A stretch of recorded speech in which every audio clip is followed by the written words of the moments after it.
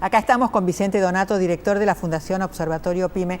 Y la pregunta, Vicente, había sido, con el cierre de las importaciones, ¿no? ¿Algunas pymes se pudieron beneficiar, se pudieron sustituir algunas cosas? Hay dos efectos. Un efecto positivo y que afecta a la mitad de las empresas positivamente porque las protege de alguna manera de la competencia externa, y hay un efecto negativo que es la otra mitad de las empresas que son importadoras y que de alguna manera reorganizar el proceso productivo sabiendo que un insumo no lo pueden importar fácilmente les complica la situación. Obviamente hay nuevas oportunidades para este 50% de las pymes que no se ven afectadas, y también hay pérdida, digamos, de producción por el otro 50% que tiene problemas con la articulación del ciclo productivo con importaciones. El tema de la sustitución es un tema complicado porque para sustituir, si los bienes son relativamente complejos, no alcanza con una coyuntura en donde uno se sienta protegido. Lo importante allí son las expectativas de largo plazo, de ver cuál es el horizonte de planeamiento que tiene una empresa para sustituir importaciones. Entonces, en productos muy sencillos se puede sustituir. En productos más complejos la cosa es mucho más complicada y hace falta un escenario más creíble de sostenibilidad. La gente no sabe cuánto va a durar esto. ¿Qué te dicen cuando ustedes que hacen mucho trabajo de campo, de investigaciones y encuestas, qué dicen las empresas respecto del mecanismo de autorización? Porque en esta volteada de cerrar importaciones, cerraron desde productos finales, que uno diría, bueno, es razonable, hasta muchos insumos críticos, digamos. Y me imagino que una pyme que tiene un insumo crítico que no se lo están dejando importar, habrá ido a hacer el trámite de, no, che, a esto denme la licencia porque yo no... ¿Es fácil ese trámite? No, digamos, las empresas están tratando de reorganizarse en función de los requerimientos de la Secretaría de Comercio, que a veces no son tan claros. Entonces hay como 3 niveles de requerimiento. O exportás por la misma cantidad que importás, o aumentás el capital de tu empresa en el mismo monto que estás requiriendo de importaciones, o te buscas un socio para exportar. Entonces las empresas están de alguna manera aumentar el capital en la misma proporción que... Aunque el bien a importar sea un insumo para producir localmente. Exacto, hay que aumentar el capital de la empresa, ese es uno de los requerimientos. Entonces ahí hay complicaciones, las empresas están tratando de adaptarse a esta normativa y la mayoría trata de ir por el lado de, bueno, estoy buscando un socio para exportar, pero como el tema justamente de la pérdida de competitividad externa no es tan sencillo, al final los socios son potencialmente aquellos que ya exportan y sobre todo productos muy ligados a las materias primas, a los agroalimentos, que son los que de alguna manera resisten la presión competitiva mejor que los otros productos. Es difícil hacer una sociedad con alguien que exporta calzado porque los precios no dan. No dan, claro.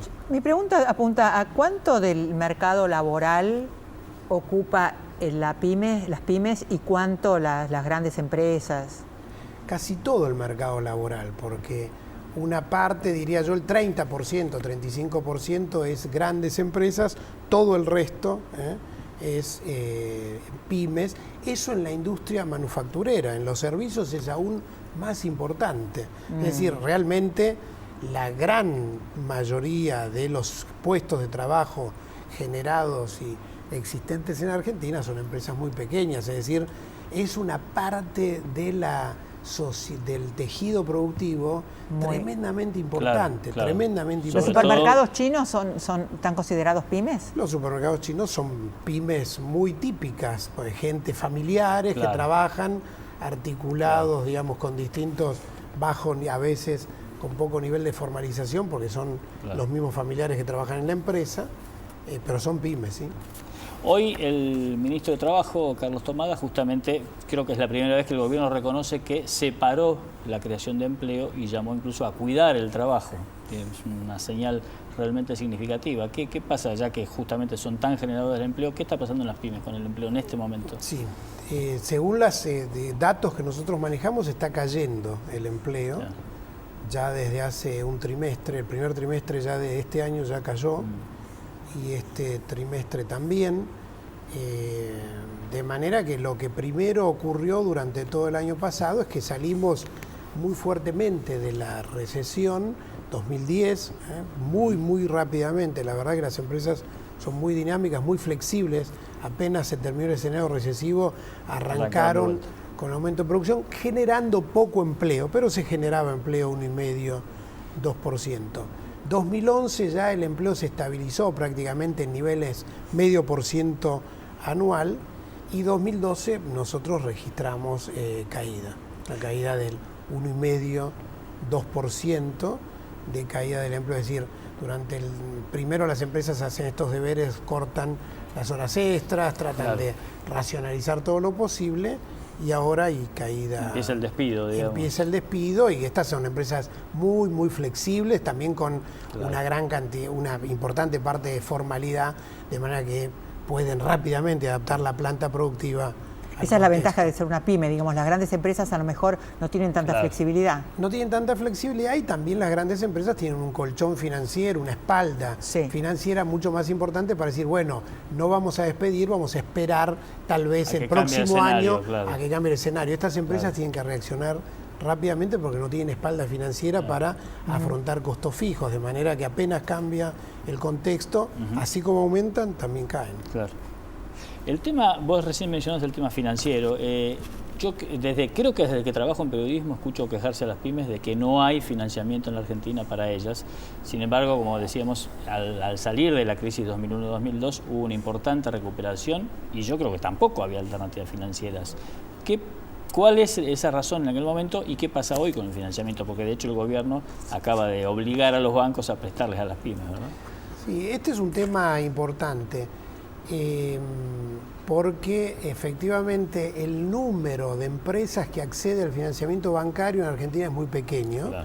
Y es muy pequeño porque también el sistema financiero es muy pequeño, y el sistema financiero es pequeño porque los depósitos son pequeños. En Chile los depósitos representan el 90% del producto, en Argentina representan apenas el 15%, de manera que si los depósitos son pequeños, la capacidad de financiamiento es muy baja. Y obviamente cuando los depósitos para administrar son tan pocos, obviamente las condiciones son muy fuertes, y solo un número pequeño de empresas puede acceder a esas condiciones, por costo, por plazo, por formalidad.